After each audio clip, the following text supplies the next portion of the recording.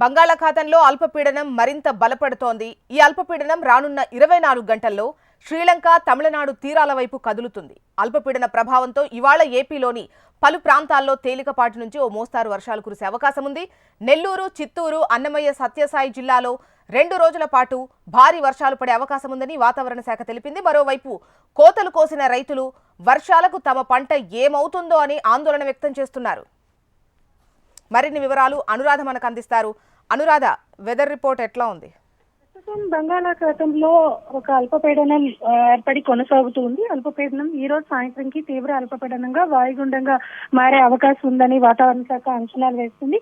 అదే నేపథ్యంలో 20వ తేదీ నాటికి అండమాన్ తీర ప్రాంతంలో మరొక అల్పపీడనం కూడా ఏర్పడేందుకు సానుకూలమైన వాతావరణం ఉంది అని చెప్పి వాతావరణ శాఖ అంచనాలు వేస్తుంది. ఒకవేళ ఈ అల్పపీడనం బలపడితే గనక ఇది కూడా ప్రస్తుతం కొనసాగుతున్న అల్పపీడన ప్రభావం కూడా దక్షిణ కోస్తా ఆంధ్ర మీద కూడా ఎక్కువగా ఉండే అవకాశం ఉంది. నెల్లూరు, తిరుపతి, అన్నమయ్య, వైఎస్ఆర్ జిల్లాల్లో ఎక్కువగా దీని ప్రభావం ఉండే అవకాశం ఉంది. అక్కడ భారీ నుంచి అతి భారీ వర్షాలు కురుస్తాయి.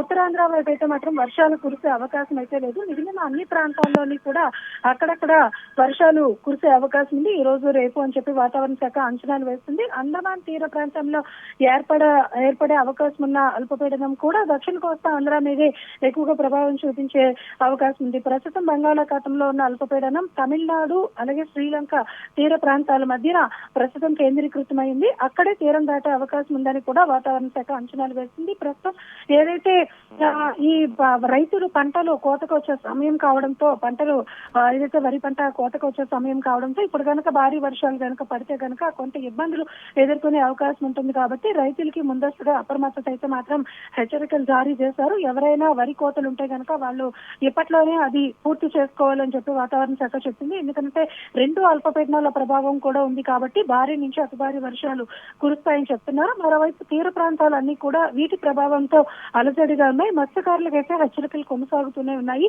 ప్రస్తుతం చేపల వేట నిషేధం ఏమీ లేనప్పటికీ కూడా సముద్రం అలజడిగా ఉంటుంది కాబట్టి చేపల వేటకు వెళ్లే వాళ్ళు అప్రమత్తంగా ఉండాలని మాత్రం వాతావరణ శాఖ సూచనలు జారీ చేసింది. రైట్ అనురాధ.